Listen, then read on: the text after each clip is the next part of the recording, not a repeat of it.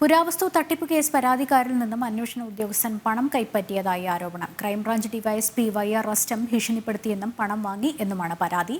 1 ലക്ഷം രൂപ പലതവണയായി ആവശ്യപ്പെട്ടു. വിജിലൻസിൽ പരാതി നൽകിയിട്ടും അന്വേഷണമില്ല എന്ന് ചൂണ്ടിക്കാട്ടി പരാതിക്കാർ ഹൈക്കോടതിയിൽ ഹർജി നൽകി.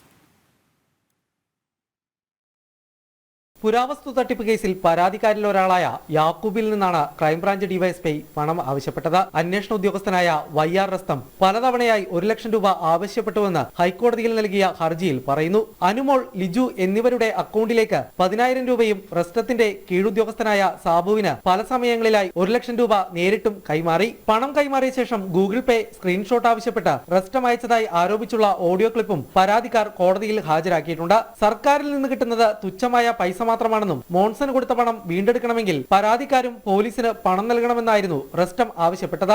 ഇക്കാര്യം ചോദ്യം ചെയ്തപ്പോൾ മറ്റൊരു പരാതിക്കാരനായ ഷമീറിനെ ഭീഷണിപ്പെടുത്തിയെന്നും പരാതിയിൽ പറയുന്നു. വിജിലൻസിൽ പരാതി നൽകിയിട്ടും അന്വേഷണമില്ലെന്ന് ചൂണ്ടിക്കാട്ടിയാണ് പരാതിക്കാർ ഹൈക്കോടതിയെ സമീപിച്ചത്. Monson Mavunkal, KPCC president K Sudhakaran, മുൻ യൂത്ത് കോൺഗ്രസ് നേതാവ് ഉൾപ്പെടെ 3 പേരെ പ്രതിയാക്കി ഡിവൈഎസ്പി റസ്റ്റം കേസിൽ ആദ്യഘട്ട കുറ്റപത്രം ചൊവ്വാഴ്ച സമർപ്പിച്ചിരുന്നു. ഇതിനു പിന്നാലെയാണ് കേസിലെ പരാതിക്കാർ അന്വേഷണ ഉദ്യോഗസ്ഥനെതിരെ രംഗത്തെത്തിയത്. ജനം, കൊച്ചി.